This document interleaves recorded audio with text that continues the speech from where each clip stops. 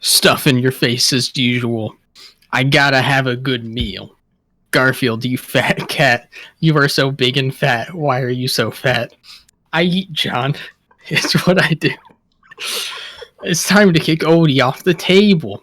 Don't do it, Garfield. That's our pet dog, Odie. You're going into orbit, you stupid mutt. Kick. Garfield. Time for a nap. I'm a cat who loves to snooze. Garfield, you lazy cat. I hate alarm clocks.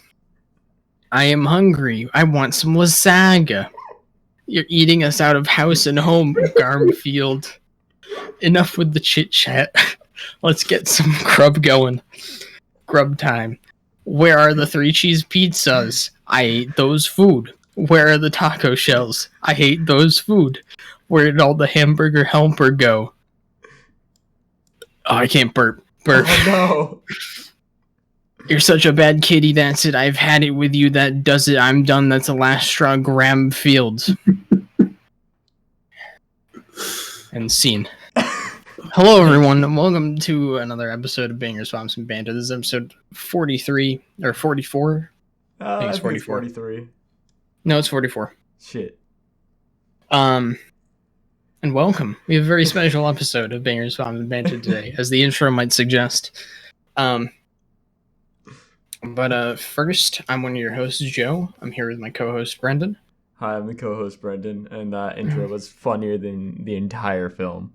Are you? Oh man, I don't know about that. The Garfield movie, incredible. We have a guest with us. Hi everybody, it's Nuno again. Did you miss me? Wow, amazing. Yeah, and we have a very special episode today because the movie for this week is the Garfield movie, directed by God. And yeah, this is going to be fun. We also have some music and movie news, but you're just here for the Garfield movie. And we also have an album, which is Slow Train Coming by Bob Dylan. And yeah, let's just get into it. Did I do a good job? You did a great job. Thank you. Yeah, let's get right into those news. So firstly, Yeah, the burp came at the wrong time. It was too late. But Justin Bieber's "Justice" is now the #1 album on the Billboard 200, Hot 200 or Billboard 200 or whatever. Good job, Justin. Which unseats the Morgan Wallen album, which it was on the top spot for 10 weeks, which is insane to me because there's that. Well, actually, I guess it's not that insane because I remember the whole controversy surrounding him, where it came out that he said the N-word before, which is not great. But it when that controversy came out, his plays went up by 250% or something. Whoa, that's it's very big increase. Yeah. So yeah, I guess I'm not too surprised it was on the Billboard for that long. But Trying to remember. Yeah. Was Morgan Wallen was he the bad boy country singer, or is that a different country singer that also got in hot water for saying the N-word? I don't know. Yeah. It actually could be either because I don't know. It's country. If you don't know, music, we're not that familiar with country. No, I'm fully aware. But because I remembered that there was another guy who had there was a guy who got in hot water, and they were explaining this isn't the first time that he's been in trouble with the media, and it's just because the fact that he just loves to say inflammatory things to make people angry, and for some reason people respect him for that.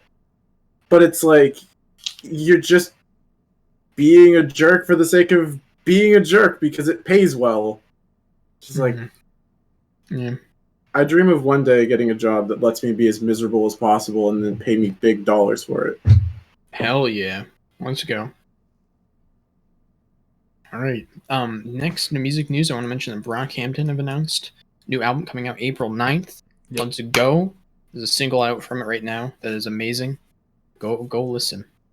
It's actually like my favorite thing they've released in a while. So It's a very good song. Danny Brown feature, very good. Yeah. Next music news. I saw this and it's just like super funny, but apparently Taylor Swift and Evermore theme park were suing each other and they dropped those lawsuits. The park was suing her for trademark infringement. Yeah.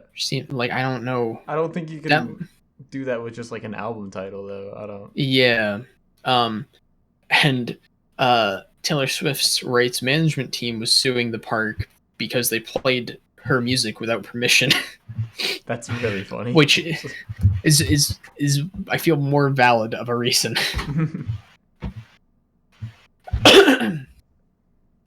But yeah, apparently those lawsuits have been dropped, which I guess that's good.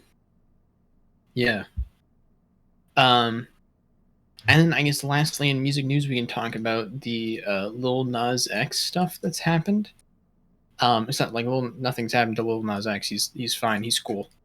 But like he released a music video for Montero, Call Me by Your Name, and a bunch of people have freaked out about it, and it's the funniest shit. Just because it's a very eccentric video, I'd say. It's definitely pretty sexual in nature. Like he lap dances on Satan. Nice. Which, like, you do you, man. And there's also one part where he makes out with like another like character, but I'm pretty sure that character is played by him too. And it was kind of weird because it was like, is this incest? What? Masturbation. There you go. It's the perfect form of narcissism, I guess. That's the best I can really diagnose it as. The computer engineer diagnosing this thing. I don't think it really matters. Yeah. I mean, that's really funny. I thought we were going to talk about the shoes. Yeah, a bunch of people have been, a bunch of conservatives have been pissed off at it because, of course, they are. It's Lil Nas X. He's not making music for you. Like, yeah. Like pretty much most of their responses have just been like, "Think of the children," which is it's really funny to me. I have to say I'm not a big fan of the song. It's like all right. I wanted it to be a lot more eccentric. But it wasn't. But yeah. Follow Lil Nas X on Twitter. He's really funny. His Twitter is hilarious. His Twitter is really good. Yeah, and that's it for music news. Moving on to movie news. There's Snyder Cut news. We discussed the Snyder Cut in depth last week, but there is a new black and white version of the Snyder Cut that you can watch on HBO Max. I don't know why it really. There's not like a ton of color in the Snyder Cut. Firstly, like it's dark, but it is a pretty strong color palette. There's a lot of like blues and reds that are very vibrant. They're pretty washed out, is the thing. No, the other colors are. The blues and reds stand out pretty strong. I don't know. I mean, like stronger than the other colors, yes, but like comparing it to even like the original Justice League, it looks far more bland. It just looks darker. I wouldn't say it's. Is this supposed to be Zack Snyder's breakthrough into like fine art films? I'm releasing the Snyder Cut, my magnum opus in black and white, so that the Sundance will finally accept it. Oh my god! There's one picture I saw where it's William Dafoe is in the film, and someone was just like, "You're fond of your mother's Trident, ain't ye?" Funny as shit. This is a reference to The Lighthouse, which I'd highly recommend. But yeah, you can see the new version of the Snyder Cut on HBO Max. It's just another pass through. making everything black and white. It doesn't look great from what I saw. It looks too dark for a black and white film. And like, the color works in big action films because, you know, makes it a lot easier to distinguish what's going on. So I can't really see this being like better than the original. If you really like the Snyder Cut though, like, I don't know, go ahead, watch it. Somebody out there will love it to death and say that that's the definitive way to watch the Snyder Cut. Probably. Yeah. Yeah. And I guess finally in movie news, there's a new cut of The Thing. Or I'm sorry, I don't know what the fuck I'm talking about. There's a new trailer for The Suicide Squad, specifically James Gunn's Suicide Squad. We should, just add a "the" onto the title and it'll be good. Maybe. Yeah, maybe. I don't know. The trailer didn't look that great, but I don't know. It's hard to tell film quality based on trailers sometimes.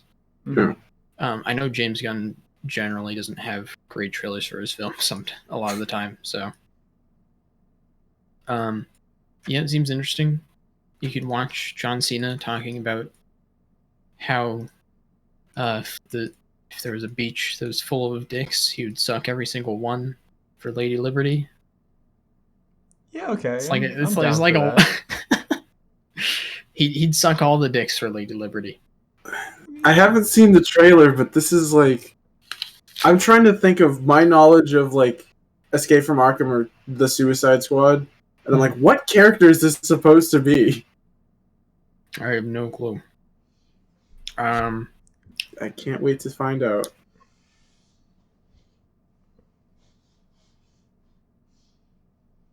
He plays Bloodsport. Or no, wait. No, never mind. That's Idris Elba. John Cena is Peacemaker. So. Oh, okay. Yeah. But yeah. We'll see how it turns out. And yeah. That's the news. There you go. Wow, amazing. Cool news. Wow. Amazing. Let's go to the album. This was your choice. Alrighty. So, I mentioned earlier, there's a bit of explanation as to why I've chosen Slow Train Coming and also the Garfield movie. And it comes down to what I've been doing for the past 3 months, which is I've been doing this, like, it's called Exodus. So it's been a complete, like, cleanse of everything. It's been barring full asceticism, but pretty close to it. So two of the stipulations, and why this is important, are no television or movies, and no music that does not lift the soul. And so that left me with Christian rock, praise music, jazz, and lo-fi. And I'm tired of jazz, tired of lo-fi. I really don't like praise music just because I find it's way too edgeless. And Christian rock really suffers. There's so much lame Christian rock. And I hate Skillet. And anybody who says Skillet is good needs to reassess their taste. Oh, I was about to meme you with Skillet. I just remembered there's this is like another story. I think Fantano already covered it, so I won't go into it. But like the lead guy from Skillet, he was mad about the WAP performance at the Grammys, and he compared that performance to the Nazis. Literally, so funny. Yeah. I didn't hear about that one, but like, yeah. Anyways, back to it. So, in my time of desolation, when I was like craving music that had something, because my buddy had also shown me like some Christian power metal bands that he had found. He wasn't Christian, but he was like, hey, these bands are good. So I was like, all right, if he likes it, there must be something to it. Theocracy is great, but again, you can only listen to so much power metal before you start to like lose it. And I listened to Theocracy for a month straight. And don't get me wrong, As the World Bleeds, great album, but when that's all you can listen to, you start to go crazy. So eventually I remembered, like, oh, Slow Train Coming. Isn't that album that everyone who was, like, in a Christian household, but the parents said you cannot allowed to listen to rock and roll, that was, like, their introduction to rock and roll? I should probably check it out. And so I did. And it was a breath of fresh air, because it does things, and those things are interesting. Unfortunately, coming into the week of, hey, we're going to read it, we're going to review it, that's when I realized how bad Bob Dylan's lyricism is. Yeah, this is an interesting... I should say, I don't know about Brenton. This is literally my first Bob Dylan record. I just have not gotten into it yet. I've heard Bob Dylan songs and stuff, obviously, but I've never sat down and like listened to Highway 61 or Blonde on Blonde or Blood on the Tracks and stuff like that. So this was the first like full experience listening to Bob Dylan. And I gotta say, Bob Dylan feels out of place on this album. That's like my assessment of it at the end of the day. But very interesting that you chose it, Nuno. I mean, thank you for making us listen to Bob Dylan at some point. No problem, man. Easter's next week, so I was like, if there's a time that we're going to do Christian rock before never touching it again because the genre is so weak, it's this week. Oh my god! Okay, I didn't even. You mentioned Christian rock, and I just started looking at the album cover again, and like the guy who's like mining or whatever, like his pick or his hammer, it's a cross. Yeah. Okay. Yeah. And that's that is a theme of the album. There's a lot of stuff that's really like, obviously it's wicked in your face. Bob Dylan had just like been evangelized to whatever sect of Christianity it is. Based on the way he goes about the topics, my money is on some form of Protestantism, potentially Baptist, just because that was sort of the hotness. Like Johnny Cash went from selling cocaine, going to prison, and then became Baptist. I think Bob Dylan was in a similar place, but I haven't done enough research on him to know like what it was. But based on the performance, like what he says, it feels very like Baptist and reborn, new life, that sort of thing. And so as a result, a lot of it is very in your face of like, this is Christian. We're talking about God, but there are also little things that are like little scripture passages or nodules that are like, this is also God, but not as obviously like this is a God thing. You would have had to have read the Bible thoroughly enough to have caught on to that and go, oh, that's clever. But yeah, going back to what you were saying about how Bob Dylan feels out of place with this album, that is most exemplified with, and I'm going to talk about Man Gave Names to All the Animals because that song is, but it's like, so funny. Sorry. I think it was I Believe in You. There's a couple songs that he has backings by some lady. Yeah, they have like a choir. Yeah, and the choir is so beautiful. Like they have such a nice voice. It feels very gospel. It feels very holy. And then you've got Bob Dylan doing Bob Dylan. You're the queen of my soul, girl. That was a really good impression. Yeah. Like, Gotta Serve Somebody, that is the most Bob Dylan song there. Yeah, honestly, they might call you captain, they might call you chief, but you're gonna have to serve somebody. Actually, I think Gotta Serve Somebody is probably my favorite track, because I do think it's the one where Bob Dylan actually fits into the track the most. And like the backing vocals are there, the choir vocals are accentuating. They're like, you gotta serve somebody, you gotta serve somebody. And they actually fit in well with the track. They're not like overpowering or anything like that. I think it works pretty well. That's kind of like one of the few examples of that, I think, on this album. Also, the lyrics on that song aren't trash, which is nice. Yeah. I guess it's interesting. I don't know. I don't mind him that much on a lot of the tracks on here. I don't know. He has a very eccentric voice, and I don't really mind hearing it with a lot of the instrumentation. It doesn't bother me that much. The lyrics do though. They're really bad. Oh man, I'm just gonna. Well, you mentioned man gave names to all the animals, and I'm just gonna read verse 1 right here.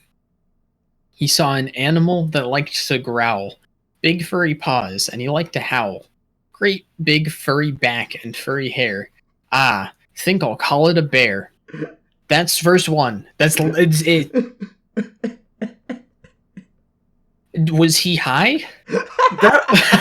So that's sort of the thing that I was trying to come to terms with myself when listening to this album, because the way that I'd understood the story of Bob Dylan is when he found God, he gave up all the drugs and all that, because that was how a lot of people went. You know, they found a God after spending all this time doing drugs, and they just gave up the drugs in favor of spirituality. But like, it really, like, all of the songs, all of the lyrics feel like he had just smoked a whole bone before deciding to write the lyrics. You chose the bear one, but the one that gets me is when he describes the cow, and the line, he saw a whole lot of milk, but he didn't know how. I guess I'll call it a cow. He saw milk coming out, but he didn't know how. Oh my god. That's the line. Because it brings me this visual of, like, this is a man who has either never seen a mammal in his life, which is weird because if we're assuming that this is, like, in a sense, this is Adam looking and naming the animals, like, he has Eve. It's clear, you know, not to be crass, it's clear where the milk comes from. But it's also like, here's this cow who's up on a hill and is producing so much milk that he's just like, what is going on?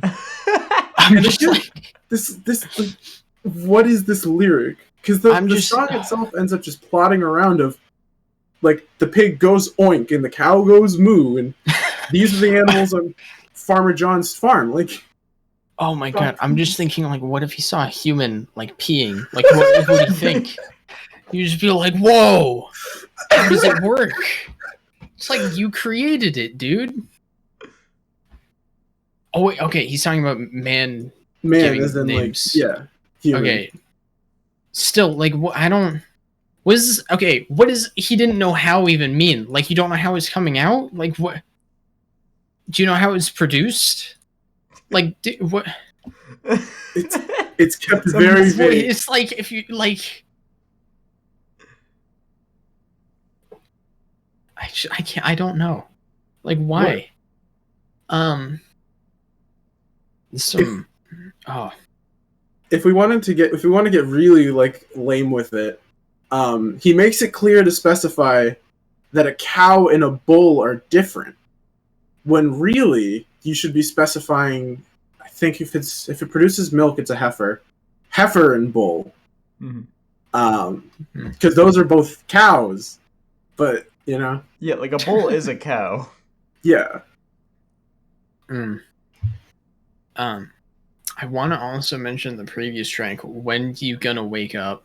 Mm-hmm. Because this is the one where I started paying attention to the lyrics on this track, and I was like, or there was one lyric that caught my attention, and I was just like, what the fuck is he talking about? He says, counterfeit philosophies have polluted all your thoughts. Karl Marx has got you by the throat, and Henry Kissinger's got you tied up in knots. What? So, and this is what kind of made me question what denomination he has, because several, and I think by this time JP2 has already been, Pope. But the Catholic Church has gone on record, and I don't know, don't ask me the specifics because I haven't looked into it, I just know that like the Catholic Church is strictly communism is bad, and I think the Christianity as a whole is very much communism is bad.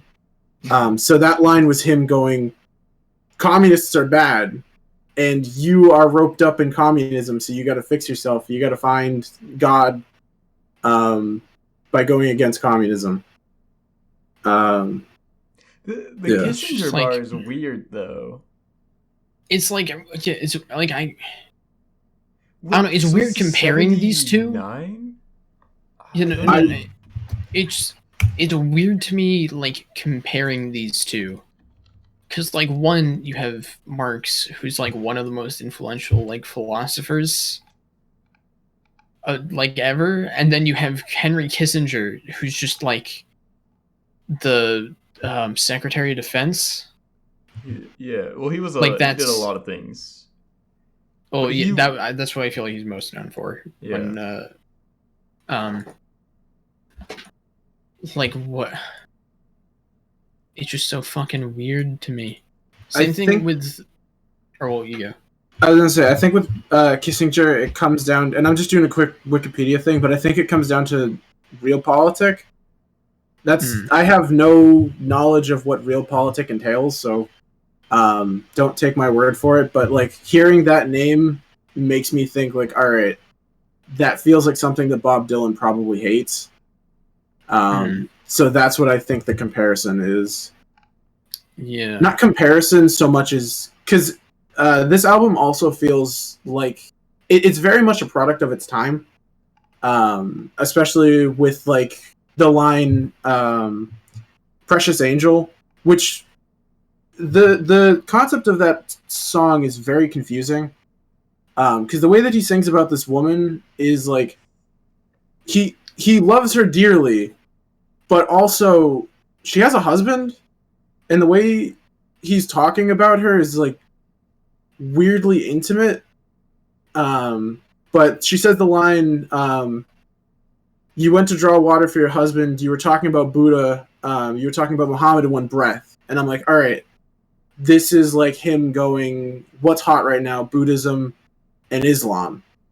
And I'm not sure if that's really the case. I know Islam obviously is still one of the major three religions, but I don't think Buddhism has the same pull nowadays as it used to. And so that line there is clearly, or it feels to me like him going, like aiming this directly at, when was this album put out? 1979 or 79. Yeah, so like 80s, the 80s world saying, hey, stop that. Fake religion, Christianity, real religion. Man, I'm gonna talk about some other lyrics from When Are You Gonna Wake Up, because there's this really weird line here where he says, you got men who can't hold their peace, okay, and women who can't control their tongues. Gossip. Which is like, I guess I get gossip. To me, that read like he's complaining that women are speaking up now or have a voice. There's also like the line after, the rich seduce the poor, which okay, and the old are seduced by the young. Yeah. What is he saying? Like young people are like out there like seducing? I'm guessing this is like old people want to be young again.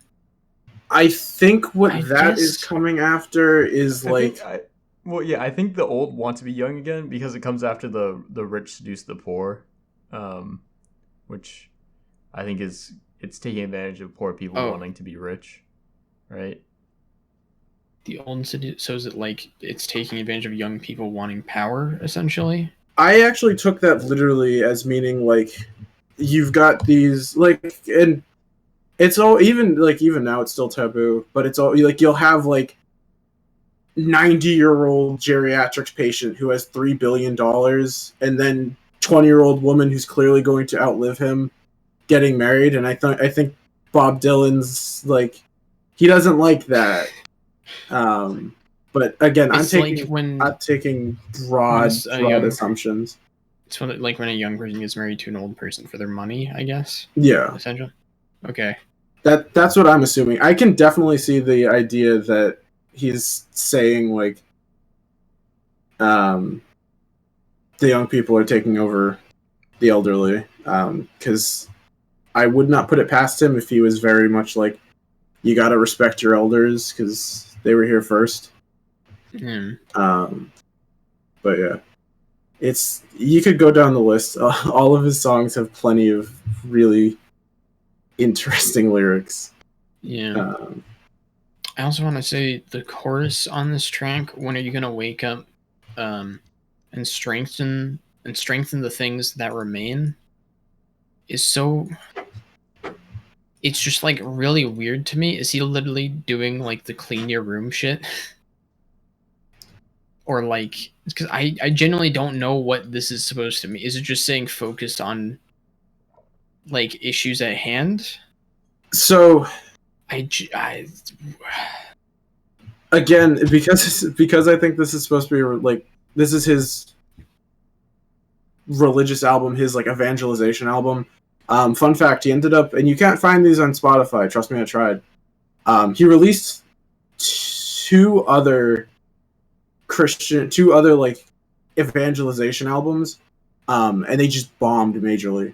And so, like during this time, he was on this holy roll of like, I am going to be the one that's going to convert America and help them find Christ. So when he's saying, when you're going to wake up, he's talking about like, when are you going to realize that the things that you're doing are bad? When are you going to accept Jesus Christ as your savior? And then strengthen the things that remain, I think, is him saying like, your life's not over, your life's not dead. When are you going to take these things that you have and build upon them instead of letting corruption rot them away or something? Such a fucking weird man. I don't know. Yeah, it's what's it called? On a surface level, there are parts of it that are like sort of not reinforcing, but like things that make you ponder, as like make me ponder as a Catholic, of like, that's an interesting way of looking at it. But there are also things like that I'm like, take it easy, Bob. I don't know. I guess when you gonna wake me up read to me kind of like he was being an enlightened centrist at that point, where he's just like, just wake up, dude. Just wake up. It's not even that hard. Wake up, sheeple. But like, I don't know, man. I didn't like this record. Sounds like it. Because like, I don't know, it's not like I guess I'm already not a fan of this type of music. This like 70s rock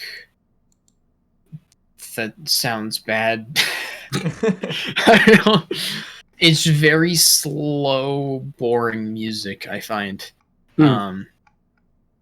Like there's a lot of the time on these songs, there's not like a good groove or anything that's established. There's nothing that's super catchy about it.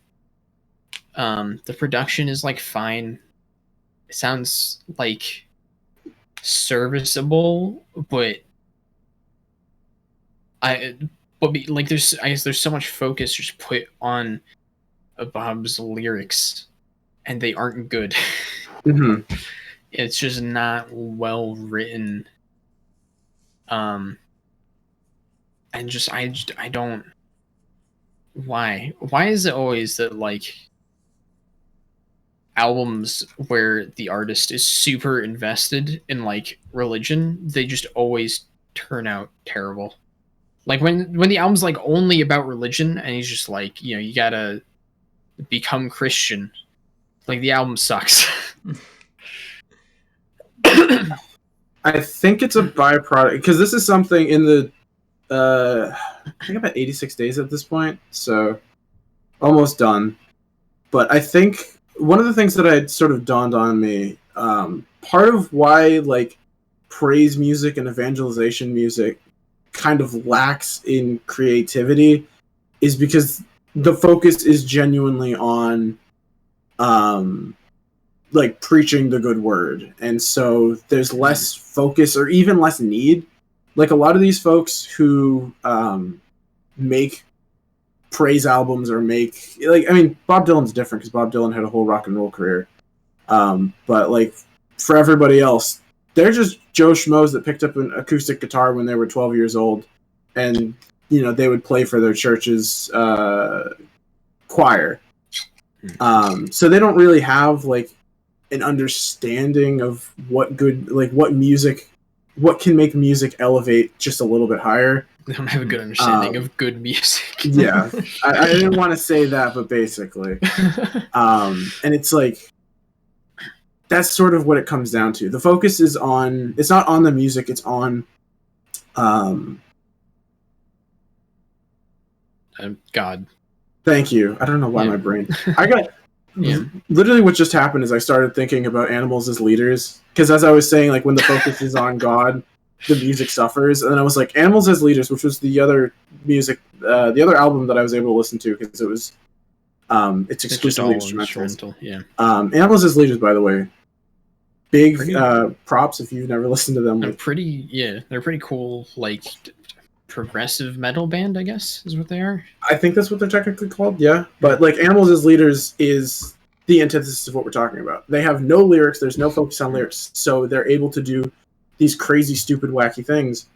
Not stupid, it's brilliant, but like because it's prog, it's so unorthodox that it feels out of place. But they're able to do that because that's what's holding up the music, is these crazy things that they do. And yeah, so going back to it, I disagree, and I don't know if it's because of like the state, and even thinking about it now, the state of mind that I was in listening to this album, I needed a hit after a long day of work and just silence, and so I was on the train listening to this, and I thought the grooves were great, but I also haven't listened to secular music in 90 days. Don't ask me why, and I think this is more of like, this is something I need to like sit down and think about, but I've had the worst hankering for the Glow Part 2, and I think I need to get my head checked. Hey, that's a good album though. It is, but like I'm gonna sit down. It's gonna be Easter Sunday. I'm gonna sit down and I'm just gonna start bawling my eyes out. Sometimes you really are just a headless horseman. Nuno, have you ever listened to Colin Stetson before? I don't think I have. The name sounds familiar, though. Okay, he's a saxophone player. He does all instrumental stuff. You should listen to the album All This I Do for Glory, which is like incredible. Completely instrumental. It's like mind-blowing. Recommending like entirely instrumental stuff, I will like send you a ton of stuff, dude. Yeah. You know what? Koyanis Katsi soundtrack. Well, I guess it has one word in it. Koyanis Katsi? I don't know that either. But it's a soundtrack by Philip Glass. You should also actually there's also the Mishima soundtrack by him, which is incredible. Which I would check out. Philip Glass makes good soundtracks. Can you listen to something if the lyrics are all in a different language? Yes, because I can't believe I forgot this. If you guys have never listened to Junun, absolutely listen to it. Junun by Shai Ben-Zur. Let me pull it up. It's an album entirely in Arabic, but it's so good. It was the project that Johnny Greenwood was working on in 2016. The Rajasthan Express. Junun is great. Junun was actually one of the first albums that I was listening to when I cut away, because it has this. I don't know why I should have brought Junun as my thing, but it also would have been difficult to try to analyze it any more than just the music.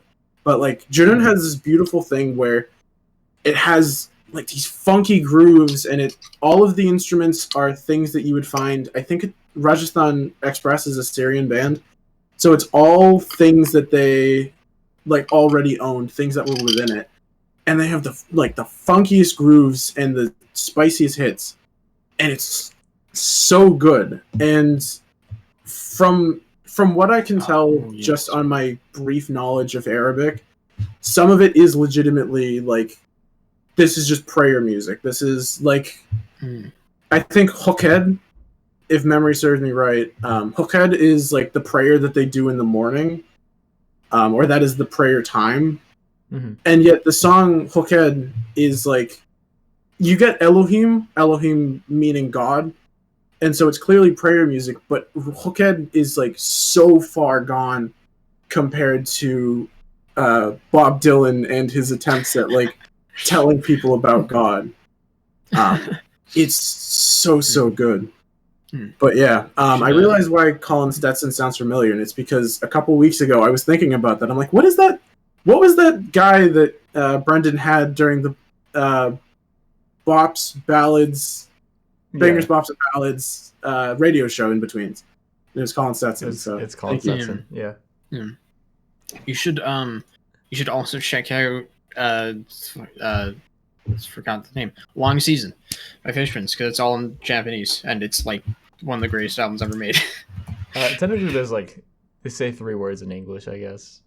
They do. Yeah, they say it like getting the round season. Okay. It's like you can barely tell. It's okay. That is, well, that's fine because I've also been listening to Long Shot Party recently, which is, I never thought I would like J-Ska, but I kind of like J-Ska. Okay, Japan like took like ska and like reggae and stuff, and they just kind of ran with it and they did their own thing. And there's some really, really great like Japan ska and reggae music. Check out Doggy Style if you're looking for Japanese reggae. I mean, well, it's like they have like dub music, which is kind of came out of reggae. Yep. Right. So yeah. But yeah, Long Season by Fishmans, like go listen to it. Incredible. Long Season is quite incredible. You can go watch our review of our review of it, yeah. On the YouTube.com. The YouTube.com / whatever our YouTube channel is. Good plug. Yeah. Great plug. So back to the album that we were... Anyway, yeah. Man. Man, King of Tangents, so yeah. I just want to send you so many albums now. Sorry. Go for it, boss. We're gonna just quickly send albums. We can keep talking. Yeah. So you guys mostly said your things about Bob Dylan. So I don't like hate this record. I don't love it. It's definitely not it. There's there's a lot of room for improvement.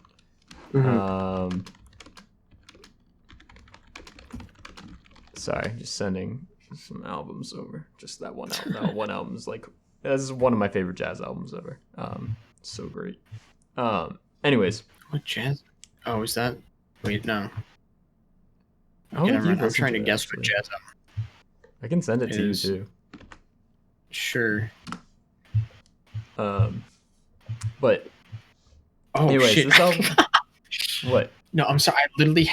I saw this on YouTube, and I literally just was like, "Oh, this looks interesting," and I just have it open in a tab, and I was going to listen to it.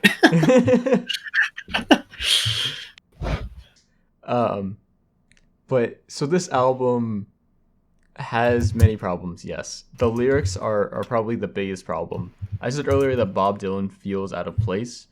I think actually his like eccentric vocal style definitely makes this album more interesting than if he was just like kind of a generic kid with a guitar Christian singer. However, it still doesn't really fit in with like I feel this kind of music and this kind of style. Like Joe said, there's not really a groove to get into for most of these tracks. I definitely think the first half of this album is better at that than the second half. I think the first half is a fair bit stronger. Like I said earlier, I like the first track, You Gotta Serve Somebody. But yeah, I don't know. At the end of the day, I can't see myself really going back to this album or really many of the songs. Oh no, maybe Man Gave Names to All the Animals, because that's just incredible, you know. Just for funsies. That's music you put on when you're like really, really high, and you just want to like just fuck it. You just want to think about animals. I just want to think about animals. Sit down, just. How do the milk come, though? It's a good question. I'm glad Bob Dylan is curious about these things. It's very good. Good for him. Another chance to dunk on Bob Dylan as I kick myself for not picking a different album. Johnny Cash has an interesting thing with like, and this sort of comes down to it. Johnny Cash is one of those folks who sits and when he makes music that is like Christ-centric, like American 4, 5, and 6 have, especially with like 5, I think, which is Corinthians 19:20 or something. Mm-hmm. Like there are songs that are explicitly from the Bible or explicitly about God. When the man comes around, and yet like those are still. When the man comes around is, I'm not crazy about it, but like for Christian music that is like Christ-centric, it's definitely like a way higher up on the list because there's something to chew on, even if it's just a very morose Johnny Cash strumming his guitar.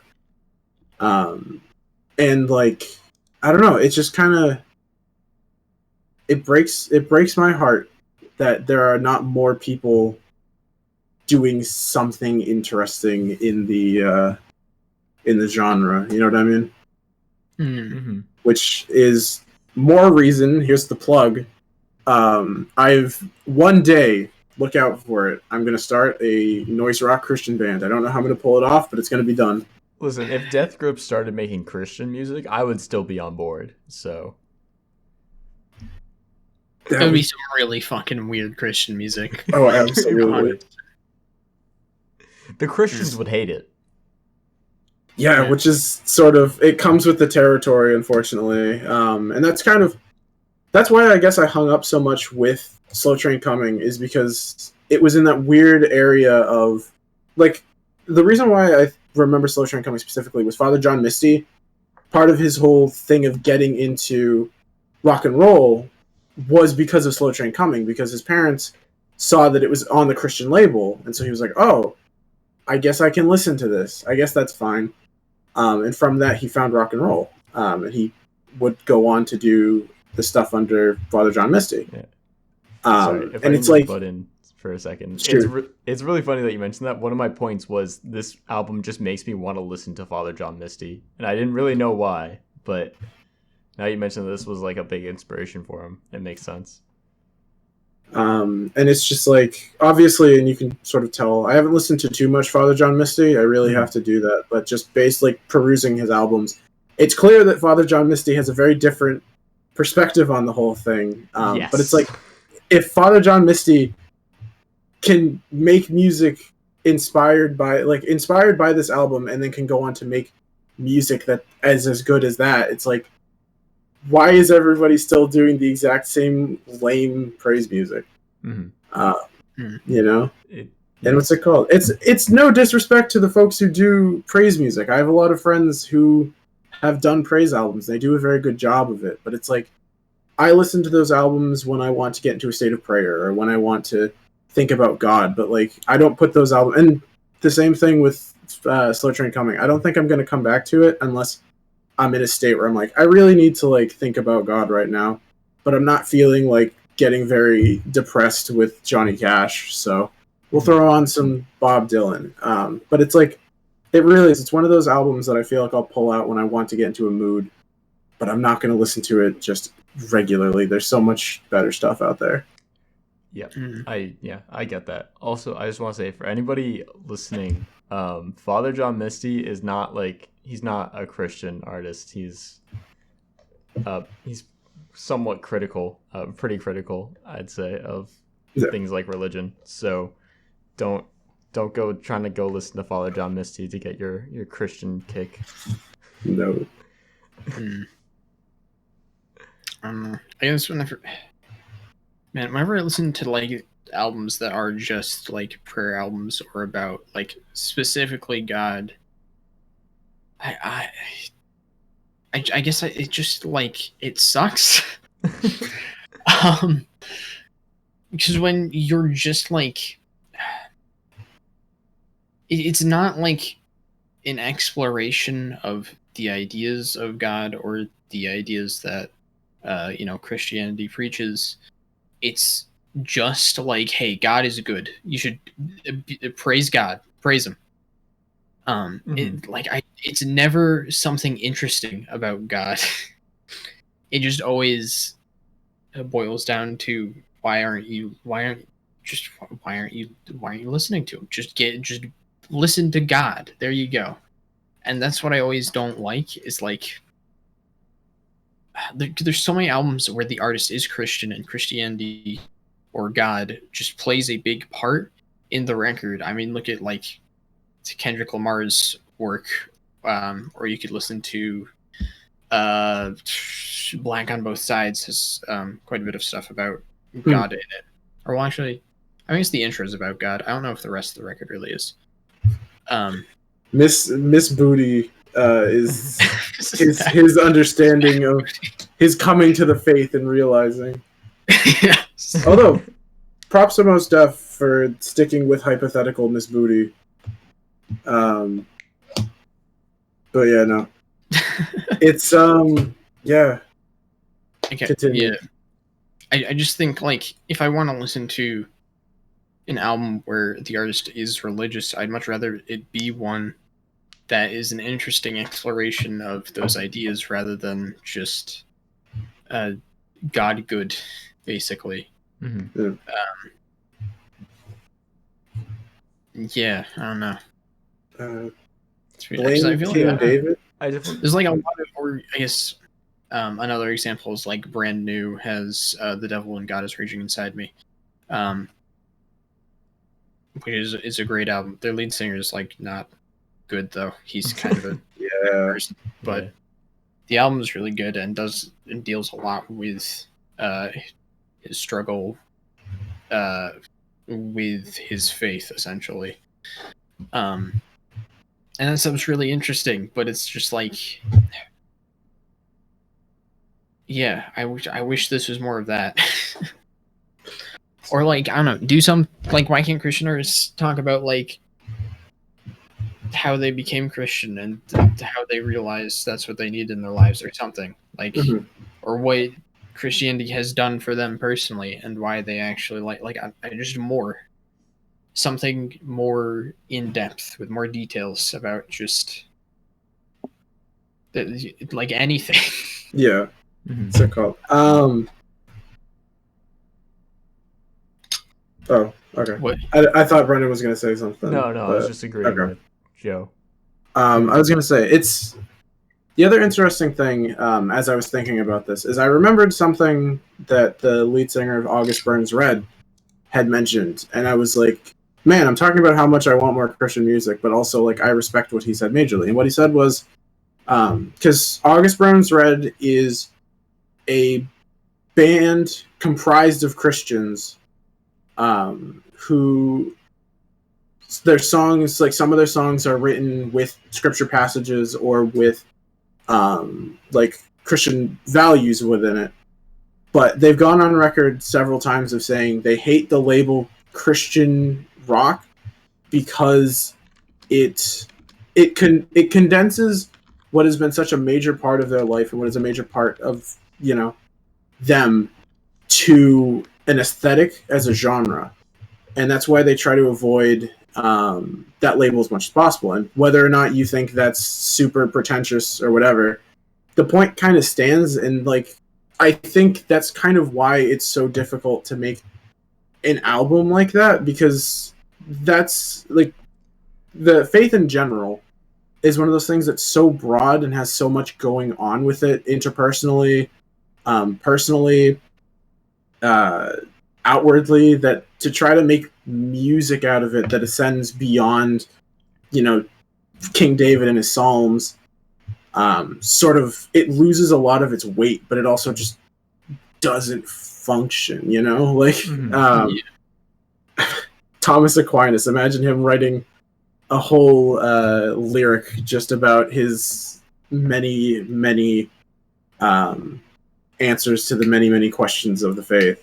Like it's just, it would be so much harder to explain, just because there's so many layers to all of that. Mhm. But you know, it does still come down to like what is being put out could still have so much, even just musically, to chew on if you're not going to be able to do something like lyrically that's interesting. Yeah. It's interesting you brought up like that label, and that's definitely something that's come up before. Because like like, I don't know, I would consider Skillet to be Christian rock, or Yeah. well, I don't I guess like technically rock Christian slash metal, but yeah, that's like I think a good example of something that you could actually consider like a Christian metal, Yeah. because literally all they talk about is God, basically. Mhm. But there's definitely artists that are labeled like, as an example, NF is labeled as a Christian rapper, but like God isn't part of his music, but it's not really like that's not really he's not going him. around Like saying his like music, praise God and stuff like that. yeah, his music has a lot more to it than that. Yeah. We're not the biggest fans of NF here, but I think he's a good example of how that label can be like constraining, because people describe him as a Christian rapper, and then you listen to him, and you're like, wait, no, he's not. Mhm. Like he's Christian and he is a rapper, but that's like they're separate, if that makes sense. Joe, did you know that he doesn't swear? I know he doesn't swear. We're It's aware. really, which like, you know, that's fine. That's fine. I don't really care if someone swears or not in their music. Yeah. But that is kind of funny. Yeah. I also want to mention that one other album that's like has a lot to do with faith and like Christianity is Wildlife by La Dispute, which is Yes. amazing. But it's more so dealing with the lead singer's like um, having, what's the word for it? I would say A crisis of questioning. faith, or Yeah, he's questioning questioning faith. his faith at the time. Has a lot to deal with that, and it's like really fantastic, and also it's like one of the most depressing records ever made. But it's really amazing. What was that called again? Wildlife by... Wildlife by Law Dispute. If you It's if you want to be sad, check it out. yeah. There's like it's like 3 tracks in a row where they just punch you in the stomach 3 times in a row. Basically, it's Fun. fucking hard to listen to. But it's really depressing, but it's fantastic. What is it? The King Park is like Oof. fucking. That track just makes me cry. So, but yeah, it's a really incredible record. Maybe we'll do a deep dive one day. I was actually considering it, but then I was like, but then I'll be sad. Yeah. Yeah. Do we want to? We've kind of gone off course and just been talking about Christian music in general for a while. This is a good conversation, though. Yeah. I mean, we don't like we obviously don't really cover Christian music on this channel, or we haven't in the past. So this is Or Christian, as in the sense of the genre Christian rock or whatever. Yeah. So I think like this was a good discussion, I think, and like yes, the genre as a whole does run into many issues. I will say that I think a lot of those issues are kind of limited to specific types of Christian music, because like gospel music I think is really great. Yeah, there's a lot of amazing gospel music out there. I think it's just because like it sounds way better. Most of the time it feels like a lot of Christian rock relies on like kind of tropes, essentially, to get certain feelings across, whereas gospel music, there's a lot more that's done with it. Yeah, I also think but I think like stuff like gospel music is just kind of inherently like that's a more catchy genre. It tends to be, at least. Like it's way easier to like get into that and be invested in a gospel song, I think, than a Christian rock song, which just kind of turn off to.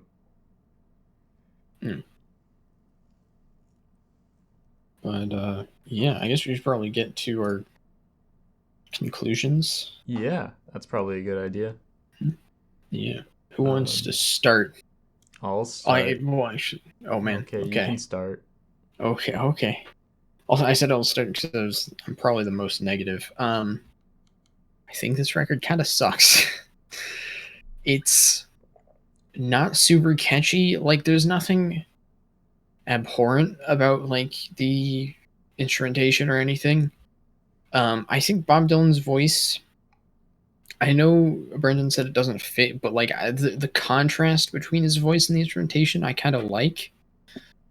I think it could be interesting, but like that instrumentation I just think is very boring and bland most of the time, and I think the lyrics leave a lot to be desired. I think this is like a 4 out of 10 for me. It's like a 4 to a 5, but it's probably a 4, just because of how bizarre and like nonsensical a lot of the lyrics are on this thing. So, yeah. I'm definitely in a pretty similar boat. I don't think. I think I like the. If you're not listening too hard to this album, if you're not trying to like understand what Bob Dylan is saying about all the animals and stuff like that, it's like passable, you know. So I don't like mind it, but it's definitely not something I really want to listen to. I'm at like a 5 to a 6 on this album. Mm-hmm. It's a odd record. It's not the first. It's not the Bob Dylan record I expected to listen to first. Mm-hmm. There's nothing wrong with that though. Yeah.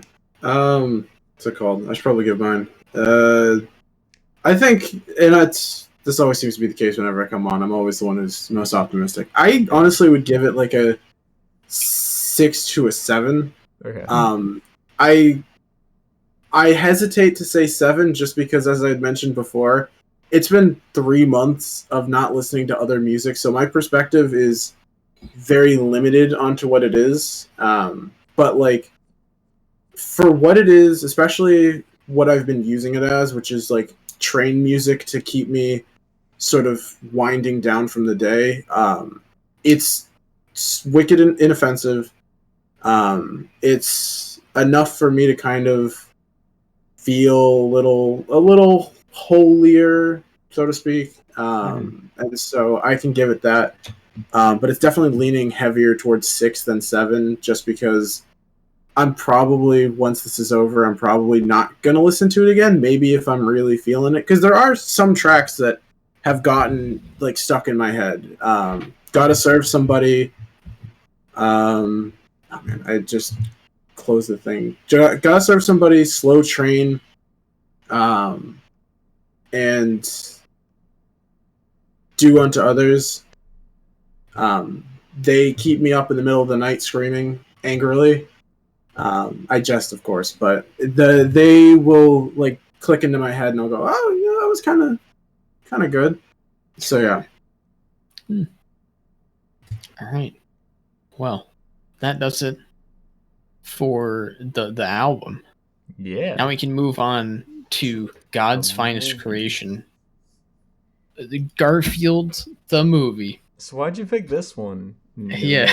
All right. So as I mentioned before, wasn't allowed to listen to music, wasn't allowed to watch movies. So when Brendan came to me and he was like, "Hey, do you want to be on the podcast?" I was like, "I'm coming to the end of it. I think it's about time that I can probably let one movie slide." But I haven't watched movies for 3 months, so I couldn't remember what movies are. So I opened up Hulu and I'm scrolling through and it caught my eye, Garfield the movie. And I was like, "Oh man, that'll be funny. That'll be stupid. Haha, let me suggest it to Brendan." And I'm like, I sent him the message. And I think it was like, "Yo, the Garfield movie got me," like, and it was the eyeball emojis. And thinking in my head, Brendan's going to think this is stupid. He's going to go, "Pick something else, please." But then he goes, "No, Joe would love this." So like, all right, we're going for Garfield the movie. Okay, this was the greatest movie we've had on the podcast so far. Oh my god, this was incredible. I'm just gonna. I took notes during the movie. I'm just gonna read them out. Bad CG, out of focus. Chuck E. Cheese. What are you looking at, Tick Boy? Normal talking cats look really bad. Garfield dances to the Black Eyed Peas. What the fuck? This should be shown to prisoners in Guantanamo. What the fuck? Black Eyed Peas are a plot point. Kill me. Madam, I'm a cat in trouble. I'm hitching a ride in your moo-moo. Oh, yeah. What the actual fuck? How did Odie open the doggy door? Walmart product placement. City is a set. Is the mouse racist? One button system purge. What are the... One button system purge. What? Those tracking sensors are insane. What? That's not a shock collar. That's a fucking mind control collar. The Garf is surfing. Lasagna explosion. What? ACAB, ACAB, ACAB, ACAB. I know exactly what that was. Emotional pound scene. What? 5-cat lineup. What? Garfield is an anti-capitalist film. Changed my mind. He hates lasagna. What a bitch. Garfield is about to kill hundreds of people. What? Amazing hug. The final confrontation is about the proletariat rising up against the bourgeoisie. Changed my mind. John and Liz are such a wholesome couple. I feel this... What the fuck? What did I write? The I feel good scene is perfection. Oh, okay, I'm sorry. Yeah. I wrote it weird. The I feel good scene is perfection. 10 out of 10. Why do they show black and white pictures of Garf during the credits? Those are my notes. Man, those are good notes. I have notes. They're nowhere near as good though. Oh man. So anyway, welcome to my lecture about why Garfield is an anti-capitalist film. About the proletariat rising up against the bourgeois class. So basically, Garfield, throughout the beginning of the movie, he's a consumer whore. Okay, he's constantly consuming food, like literally. He consumes. He's fat. He's a whale. And also, there's a lot of product placement in film, which some people would look at and say, oh, it's a stupid Hollywood blockbuster. They're just using the product placement for money, But no. Okay, because it's actually satirical, because Garfield is the one who's consuming all of the product placement. He is buying into the businesses, advertisements and propaganda. And Happy Chapman represents the bourgeois, the upper class. Okay, so he's the one who is exploiting the proletariat for profit. Okay, he uses the cat. I forget his name. The black and white cat. Oh, Sir Roland. Sir Roland, yes. AKA Persnickety. Yeah, he uses him to get ahead in the world, and then when he doesn't need him, he just throws him aside. He puts him in the pound. So you have that aspect, and he's basically just finding animals that he can exploit for profits, and just using them and then getting rid of them when he doesn't need them. Okay. There's also a lot of anti-police sentiment in this film, which I appreciate.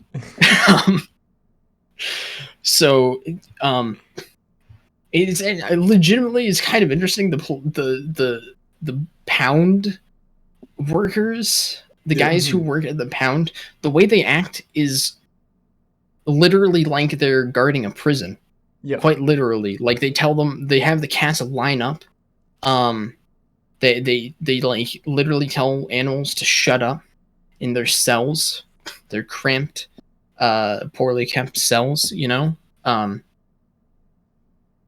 The way they're constantly just doing the bidding of Happy Chapman, not him specifically, but of that class of people, you know. Yeah.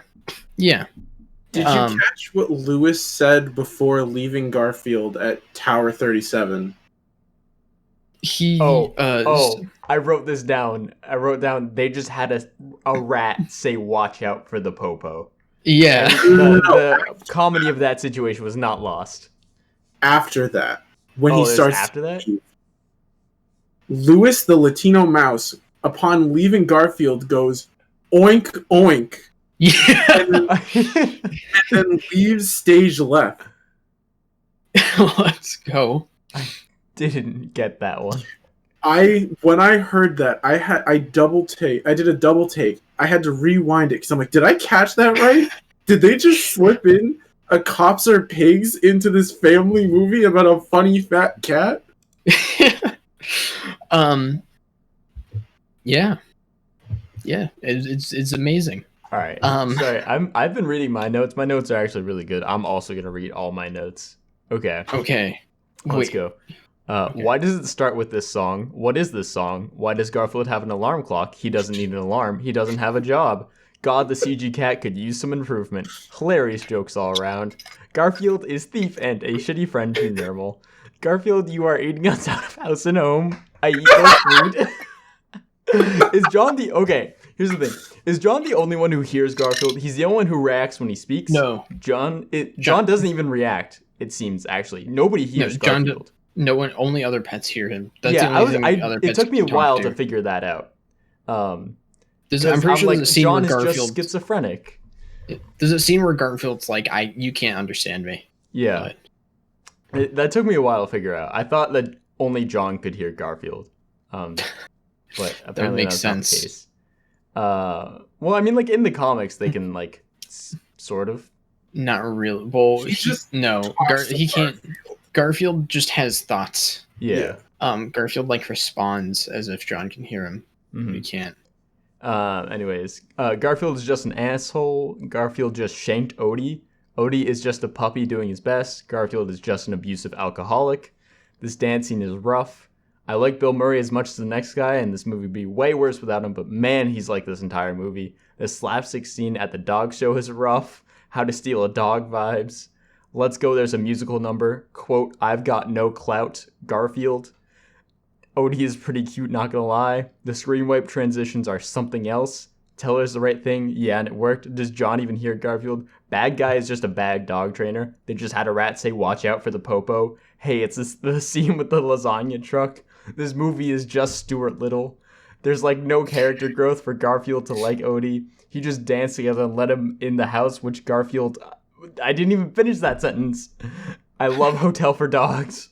Garfield's going to cause massive blockages. He's going to cause a crash. The entire country is behind schedule now. He just yeeted Garfield. All right, this dude screaming rats was incredible. Yo, John just fucking socked him. That was great. Honestly, this movie goes by really fast, which is nice. And that was it. Damn. Did you say it was rough because Odie was the one dancing? The entire scene was rough. There's a lot of this movie, if you notice my description of it, was rough. What's it called? I also wrote down some notes. I'm not going to read all of them, but I'm going to pick out some of my favorites. Odie is a Mary Sue. Dancing dog is a standard trick. Don't clap for him. This is one that I want to talk about for a second. What's the deal with like cheap 2000s movies and doing Elvis impressions? I don't know. Throwbacks. Way to get the boomers on board. It's weird. I saw the hair in that one scene and I was like, oh, he's Conan O'Brien. Like that was my first thought, not Elvis. But yeah, the other thing I want to talk about, we're gonna get into a deep dive on this movie. What's the deal with the John-Liz dynamic? I noted at the beginning, you're a great friend after they went to the park, I think. And then Liz proceeds to kiss him on the mouth, which is not a thing that friends do. No, right? it's I'm pretty sure that your friends don't do that. That section is supposed to be a date. Well, no, that's Or actually they've- supposed to be a date, but she still said friend. You're a great friend. And then at the end, Yeah. John still says, he still says to her, "You're a great friend." After they've been on several dates and kissed several times, and it's like, John, what are you doing? This is I not. think it's just like that you- he's a fucking nervous fuck. He is. I don't know. Their relationship is like kind of wholesome, which I liked. It is. They're like very cute together, which I was not expecting. Their, like, entire relationship is built around like caring for animals, which is it's cute. It's kind of and that was driving me crazy, was because I saw myself too much in John, and that made me very angry. That prison break would have gone differently if it was black cats.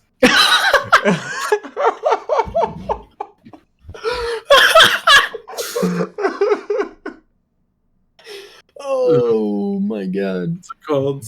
In proper capitalist fashion, cat who repeatedly beat the shit out of Odie thinks a shock collar is inhumane. We have not forgotten your crimes, Garfield. He's just mind washed by the bourgeoisie, okay? Because that's what happens is they strategically pit the working class against each other by creating these narratives of things like culture wars, when the actual to distract everyone from the actual problems, which is monetary inequality. There you go. No, it fits. It's like that's genuine. That shit happens all the time. It's fucked up. Garfield should have bailed on that grind and just vaporized like in Scott Pilgrim. As much as you guys like this movie, I would have preferred if you just gone. Movie's over. Exit for the city. When he was driving into the city, there was a sign that said "Exit the city." I just wanted you guys to know that was. Yeah, they live near the city. Where else are they supposed to live? Oh, and then the scene with Lewis in the Chinese food box actually made me smile. That was my favorite part of the movie. Was them trying to cross the street and Lewis was in a moving Chinese food box. I have a bunch of other stuff. This is one that I'm going to say, even though I probably shouldn't. Stock market crash wouldn't have had as many orphans if there were more lasagna trucks around. Smile. What? What is? I'm so confused. What? Garfield jumps off of a several-story building, goes straight through straight through the truck, and then lands in lasagna and is completely unharmed. Yeah. Saga. Are you saying people jumped out of? Oh, okay. The stock market crash. I get it. Yeah. Uh-oh. Yeah. This movie went to weird places. In my mind, like in tow, went to very weird places. But yeah, it's a trip. Really I kind of fucking love this movie so much. It's so much fun. I had such a blast watching it. Oh man, can we talk about how bad Garfield CGI is? It's real bad. It's weird. Because like the quality of the actual like CGI is not great, but it would be fine if he actually looked like he was there. He never does. Like there's literally scenes where I paused it and I was like, he literally looks like an element they just placed on top of the picture. Or there's one scene where the camera is out of focus for a second and Garfield and Odie are like, or Odie's like just behind Garfield, but Garfield is like almost perfectly in focus and Odie is like super blurry and it's so bad looking. Man, it's like, yeah, I don't know. Also, unrelated, there's a plot point. The plot point of how John gets Odie is basically Liz is just like, hey, can you care for this guy? He needs like a home. Which is like that's fine, but it's just weird to me that she'd be like, here, take this dog. We can't adopt him. Because like that dog would be adopted in like a fucking second. Like that's like so cute. Yeah, I don't know. That was just like weird. This isn't matter at all to the film, but the whole thing with sorry, Brendan. No. I was gonna say the whole thing that's weird with Garfield is like Normal and what's her name? Angie? Arlene. Thank you. Normal and Arlene are normal cats, and they were like, "This is okay," but Garfield has to be completely CGI, and it's just like you couldn't have done an orange cat, like just find a tabby and do why did you have to feel the need to CGI him completely? You're gonna have a cat like falling into a lasagna truck, so you can't really do that with a real cat. Fair enough. True. But then also I guess Garfield has a very iconic look to him. He's a very distinct look that isn't replicated by normal cat bodies. Can we also just mention the CG on the talking cats is really bad. Yeah. It just does not look right. It's like slightly out of sync. I don't know. Yeah. It's weird. There's just something about it that's just very off. It's very 2004 because that was when we had Cats versus Dogs, and eventually we would have Beverly Hills Chihuahua. The show, the movie that would finally kill George Lopez's career. But it was very of the times, having let's just put them out there and just flaps a little bit, and that's that is conversation. But it's so rough. That one was on purpose because Odie is a dog. That's the other thing. You. Odie doesn't speak. No. Yeah. He's the only one. Well, he doesn't speak in the comics either. Also true. You know what? I haven't done my research on Garfield. It's been a long time since I've read any Garfield comics. You have no idea how many Garfield comics I read as a kid.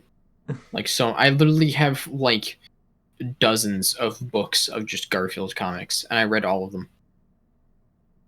Hilarious. I went back a little while and I read them, and I'm like, wow, these are really not funny at all. But man, I still love Garfield so much. Let me pull this up. You guys talk about stuff. I need to grab something. This film is so good. There's so much good in this film. It's impressive how much good they shoved into one film. I want to ask you something. How much of how many of Garfield's lines do you think were scripted, and how many were improv by Bill Murray? Do you think? Because there's whole montages where it's just Bill Murray saying things, A lot of it's gotta be improv. He was just saying random stuff. Mm-hmm. And they're like, that's good. There's a lot of stuff during chase scenes he says where it's probably improv. Mm-hmm. How much? Give me a percent improv. Total, probably 10%. I feel like it's relatively well scripted. I don't know, maybe the Moo Moo line that I don't know if it's worse if they scripted it or if Bill Murray improv'd it.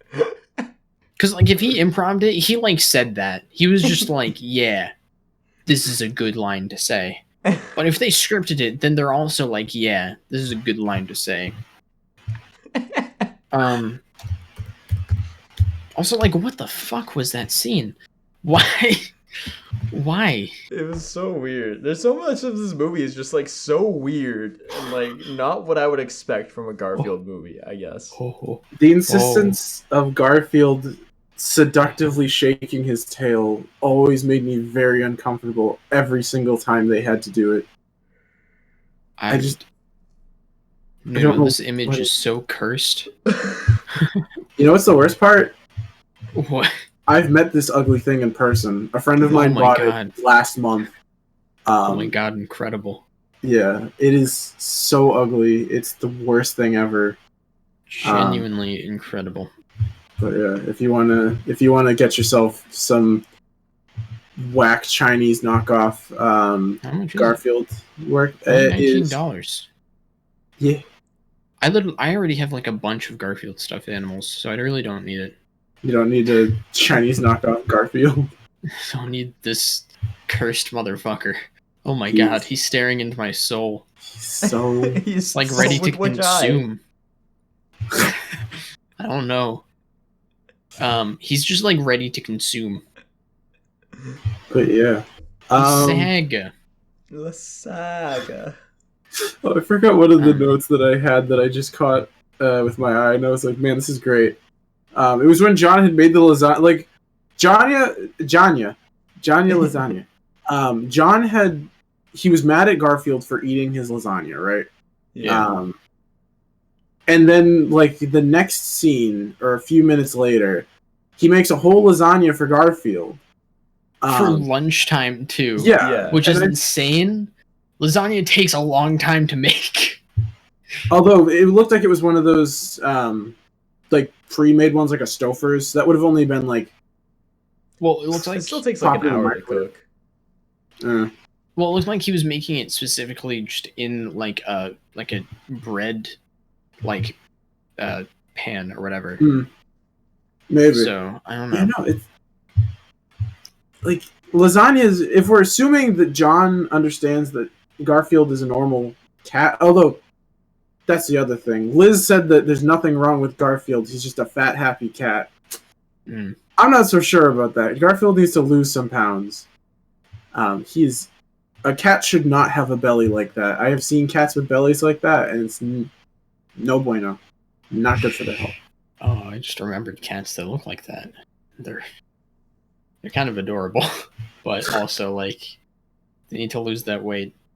It's not healthy. Oh. I mean, Garfield's like living forever, so who are we to say whether it's healthy or not? Right.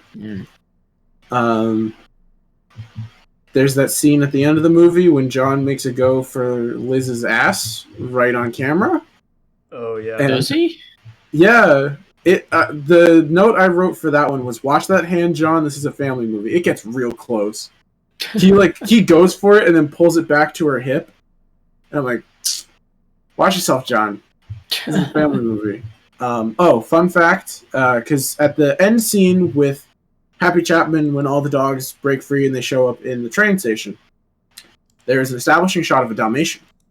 And I just wanted you guys to know that of all the dogs in there that would naturally kill Happy Chapman, Dalmatians are up there, because Dalmatians are bred to be aggressive. Because what they used to do, and the reason why they're associated with firemen, is firemen would keep them around and breed them to be aggressive so that when they needed to get someplace, the dog would go out and bite everything that was in their way to move them out of the way.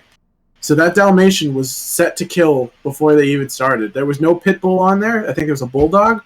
But like that Dalmatian, Happy Chapman was a dead man the moment that Dalmatian walked down.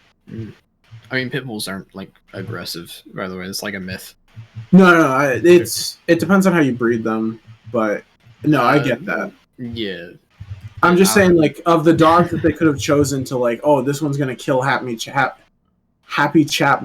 Like, they could have gone with the easy ones of German Shepherd, Pinscher, Pit Bull, Bulldog, but they went with the Dalmatian.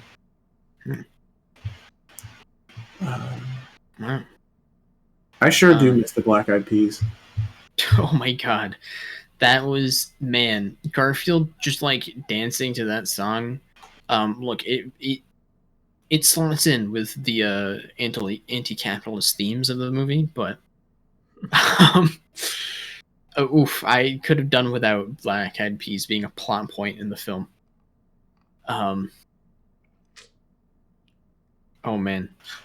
Speaking of also more anti-capitalist stuff, so the shock collar that Happy Chapman is, that's like his way of controlling the proletariat, essentially. So, like, whether that, it's a metaphor for whatever ways they do it, I don't know, it's not really a good job of describing specific ways, but it's a metaphor, It's always been a metaphor. Yeah. Okay, yeah. Oh, yeah, and the trains all, like, leaving at once, it's like, wait, I'll think of something for it. the trains like being like they're all like about to crash. It's like the inevitable downfall of our capitalist system. Yeah, that works. Sure. Yeah. I will take this and I'm going to run with it, and I'm going to say because of the fact that Garfield is a metaphor for capitalism, him controlling the trains and setting them on a course to crash into each other, and him being the only one to stop that, is actually a metaphor for how big businesses are destroying our environment, and they're setting us on a crash course where millions will die on these hypothetical trains, and only big businesses can stop that from happening by not putting us on this crash course, because Garfield puts them in that situation, and Garfield's the only one that can stop them. Garfield could have told somebody else, no, that's not my problem, you guys fix it. But he took it in his own hands. Okay, well, Garfield's just a consumer, though. He's a consumer whore. This metaphor is falling apart. Yeah, okay. I'm sure I can get like a 20-page essay out of this. Don't worry. Everyone get excited for the 20-page essay Garfield I'll make a video essay analysis. What's it called? One more moment that I need to dunk on this movie. Odie dancing looked really bad, and they should have put more time into feathering his green screen so it wasn't clearly green screen. It was very annoying watching him standing and doing things, and it was clearly just a green screen. Although this did make me wonder, how did they punch Odie off of the couch and then pull him across the floor when it was supposed to be Garfield, right? Did someone in a green screen like push Odie off of the couch and then just go, now he'll be fine? They probably have like cushions below. Yeah. Alright. I don't think they would like ever harm. They're doing their best to probably try and not harm Odie, but I definitely think that's really the only way that they could have done that.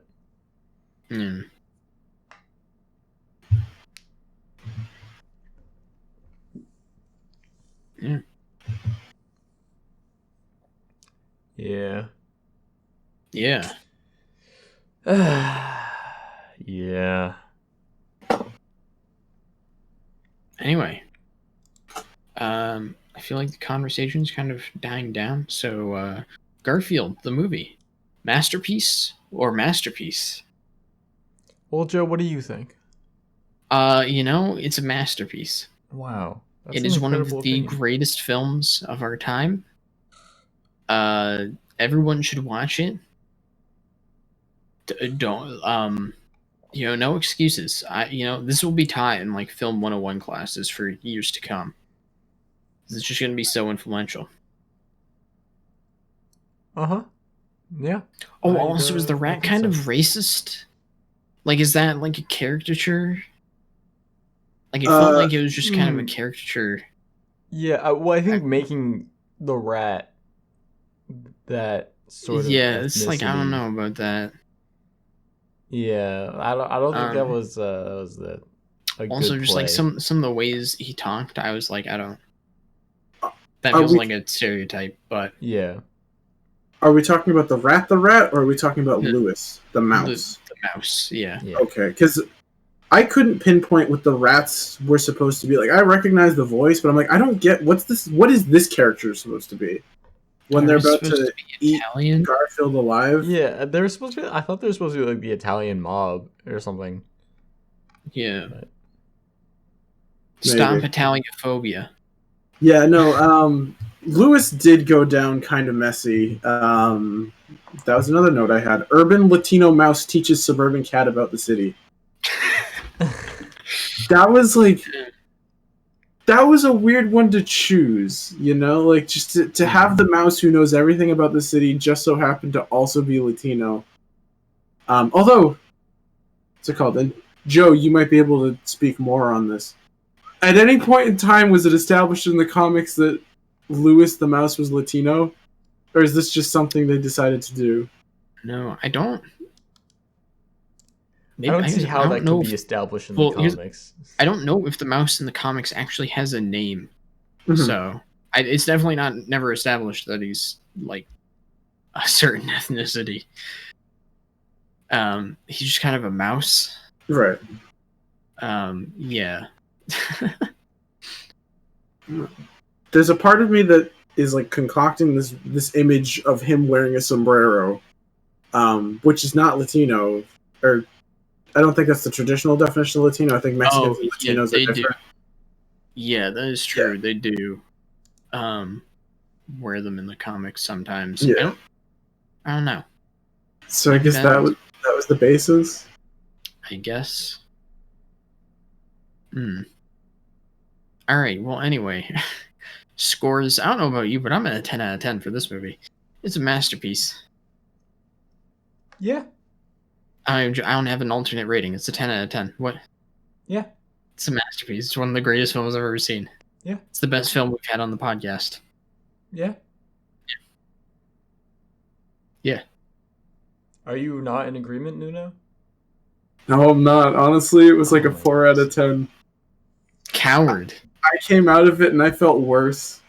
You just haven't analyzed the themes deep enough. You know what? I'm gonna Ludovico myself later and just leave Garfield on until eventually I come to terms with just how much of a masterpiece. But I'm just too much of a plebeian, too much of a degen to be able to really respect the marvel of Garfield. I apologize. Can't believe you. Can't believe you don't think Garfield is a 10 out of 10. Because obviously, 10 out of 10. Yeah, it's a 10 out of 10. What else could it be? It's a fucking masterpiece. It's incredible. It's the greatest film I've ever seen. You know, all other films that I've rated a 10 out of 10 are now a 9 out of 10 because I've seen Garfield the movie. Yeah. There you go. Go watch Garfield the movie. It's one of the greatest films ever made. Okay, anyways, next week. Yeah. We got a fantastic show coming for y'all. We're going to have the album. Which one was it? Hardwired to Self-Destruct by Metallica. That's an interesting Metallica choice. Oh, yeah. That's like the weird... I don't... Okay. I enjoy that record. It's just... That's a very weird choice of a Metallica album. I don't know. It will be interesting. We'll have a discussion. I've never listened to this Metallica album personally, so... It's good. It's just like it doesn't really come close to their 80s output. Mm-hmm. So, man, I'd love to do Injustice for All, but anyway. And the movie will be War Dogs, directed by Todd Phillips. So he's the same He directed Joker. Did he? Yeah, he did. He directed Joker, so this is gonna be a good film. Jonker. You know, what people don't understand is that Jonker is the greatest film ever made. Well, the second greatest behind Garfield the movie. What? Sorry, Society. I just need to say it. Yeah. Society. Anyways. Society. You know, is there anything else you want to say before we end the show for tonight? This is an active threat. If you let me on the show again, we're watching the Salvador Dali movie. Oh, I was kind of hoping you were gonna say Garfield: The Tale of Two Kitties, but that's fine too. The second greatest movie ever made. Behind Garfield the movie? Yes. I haven't even seen... Well, actually, I have seen Garfield: The Tale of Two Kitties, but it's just like, while it was on TV, it was just on. Mm-hmm. I think I've seen Garfield: The Tale of Two Kitties when I was a kid, but I haven't seen Garfield the movie. Well, not until now, that is. So, yeah. Well, that's gonna be fun. Tune in. It's gonna be a great time. We know nobody makes it to the end of these podcast episodes, anyways. So, mwah. Have a good night. Bye bye, everybody. Bye.